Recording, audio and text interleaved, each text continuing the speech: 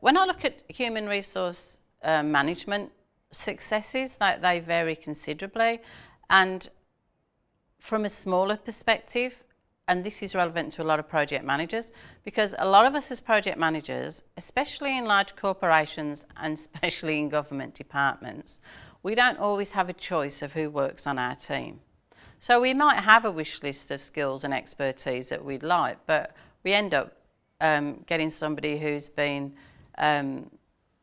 transferred to another department or is in the pool and nobody knows what to do with them, so they're working on your project.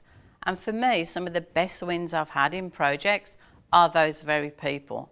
They're always challenging at first because they usually come into your team not very happy. For example, I had one person come into my team who had been a manager in the organisation for 10 years and then was demoted in a restructure because he actually didn't fit in with the new regime, and that was a fact, because he was very academic focused, and this now was a commercial organisation. So he came into my project, not a happy person, body language was dead miserable, and at first I thought, oh, why me? Why do I have to have this person?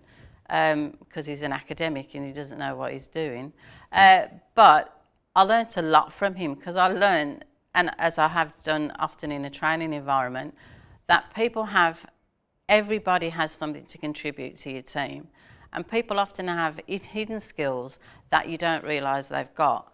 And for him, once we got over the trauma of his moving and we had coffee and we started to develop a relationship, so he felt he could talk to me about how mean the world was to him.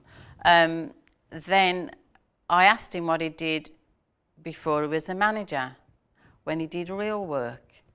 And it turns out that he actually was a research person. And that's what he loved. He loved reading and he loved research. And it just so happened that the project we were on,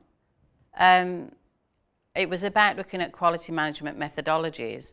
And so we hadn't actually identified we needed somebody with research skills, but I suddenly realised, my goodness me, here is a guy who loves reading, and if I give him the right tasks, we can really strengthen our project, because I can give him something that he's really good at, and he can contribute to the project, which he did.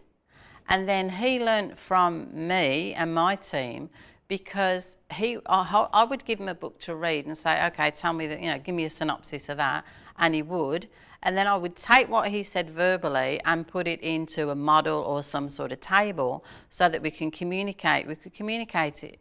And the great thing is, at the end of that project, he thanked me because he said he'd learnt a lot from me about relaying information that he was quite passionate about, and I'd certainly learned a lot from him. So that was really a good value.